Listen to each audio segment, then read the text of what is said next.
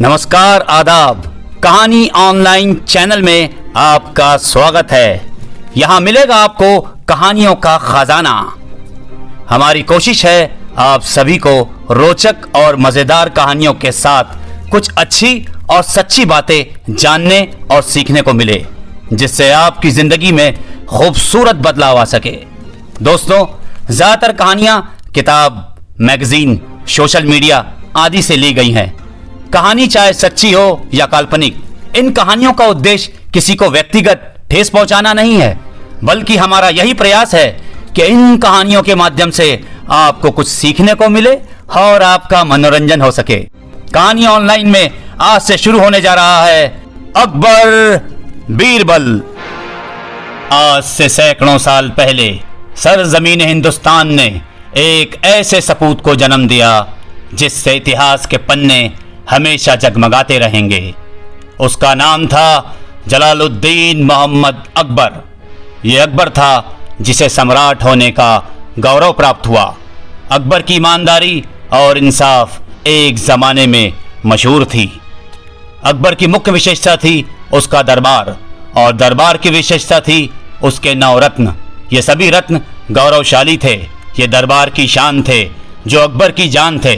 मगर जो रत्न अकबर की जान से बहुत करीब था वो कोई और नहीं, बीरबल था। बीरबल चतुर था, बुद्धिमान था और हाजिर जवाब था। बीरबल की हाजिर जवाबी धीरे धीरे ऐसी परवान चढ़ी कि उसने अकबर का दिल मोह लिया। अकबर का बीरबल के सामने रोज एक नया सवाल, एक नई पहेली, एक नई समस्या। सारे दरबारी हैरत और ताज्जुब से बीरबल की तरफ देखते कि वो क्या जवाब देगा। मगर बीरबल का जवाब सुनकर बादशाह के साथ साथ सारे दरबारी दंग रह जाते। कभी कभी ये सवाल जवाब अदब की हद से आगे बढ़ जाते, मगर अकबर की खुशमिजाजी और उसकी दरियादिली इसे दरगुजर कर देती।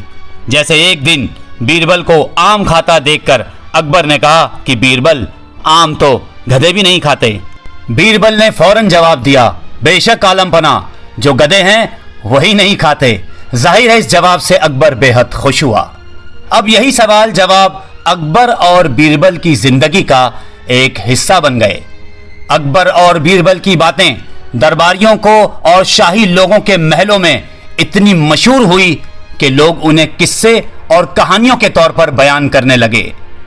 अकबर और बीरबल के किस्से शाही महलों की दीवारों से निकलकर शहर शहर और गांव गांव फैल गई, और फिर ये किस्से लोक कथाएं बन गई। इनमें मनोरंजन था, व्यंग था और शिक्षा थी।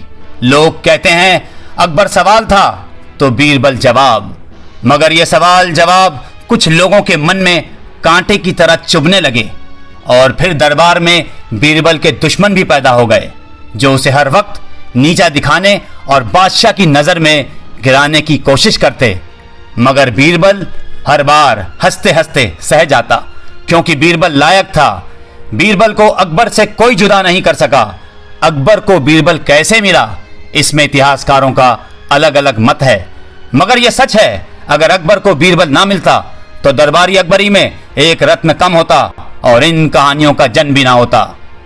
अकबर और बीरबल के जीवन में हुई घटनाएं, उनके मजेदार किस्से, मजेदार वार्तालाप और उनके मध्य हुई खट्टी मीठी नोकझोंक को किस्से कहानियों के रूप में पिरोकर सालों साल से सुनाया जाता रहा है, और पीढ़ी दर पीढ़ी ये कहानी विकसित होती गई हैं। इन किस्से कहानियों पर कई किताबें लिखी गई हैं जो हर उम्र के लोगों में प्रचलित है।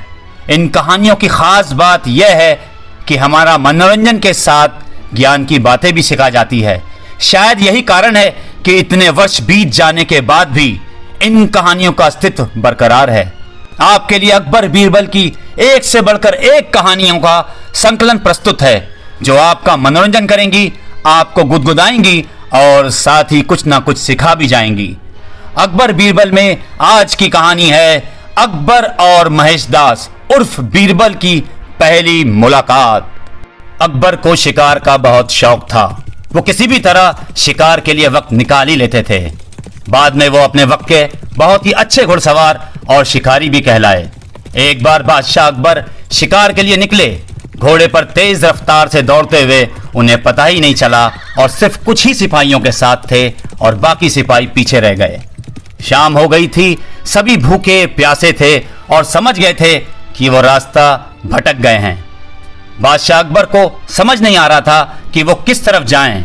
कुछ दूर जाने पर उन्हें एक तिरहा नजर आया। बादशाह बहुत खुश हुए। चलो अब तो किसी तरह वो अपनी राजधानी पहुंच ही जाएंगे।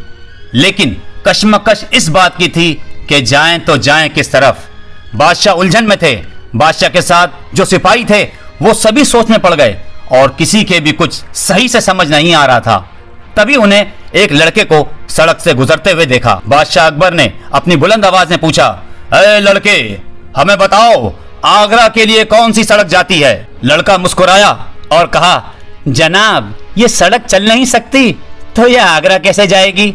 जनाब जाना तो आपको ही पड़ेगा। ये कहकर वो खिलखिलाकर हंस पड़ा। सभी सिपाही मौन खड़े थे। वो राजा के गुस्से से अच्छी तरह वाकिफ थे। लड़का फिर बोला, जनाब लोग चलते हैं, रास्ते नहीं। ये सुनकर इस बार बादशाह ने मुस्कुराते हुए कहा, तुम ठीक कह रहे हो। बादशाह ने पूछा, तुम्हारा नाम क्या है? लड़का बोला, मेरा नाम महेश दास है श्रीमान। फिर महेश दास ने पूछा, आप कौन हैं और आपका नाम क्या है? बादशाह बोले, तुम हिंदुस्तान के बादशाह जलालुद्दीन अकबर से बात कर रहे हो। फिर अकबर ने अपनी अंगूठी निकाली और महेश दास को देते हुए कहा, मुझे तुम्हारे जैसे निडर और हंसमुख लोग ही पसंद है। तुम मेरे दरबार में आना और मुझे ये अंगूठी दिखाना। ये अंगूठी देखकर मैं तुम्हें फौरन पहचान लूंगा। खैर अब तुम हमें आगरा जाने का रास्ता बताओ, हमारा जल्द पहुंचना जरूरी है। महेश दास ने सिर झुकाकर आगरा का रास्ता बताया और जाते हुए हिंदुस्तान के बादशाह जलालुद्दीन अकबर को देखता रहा।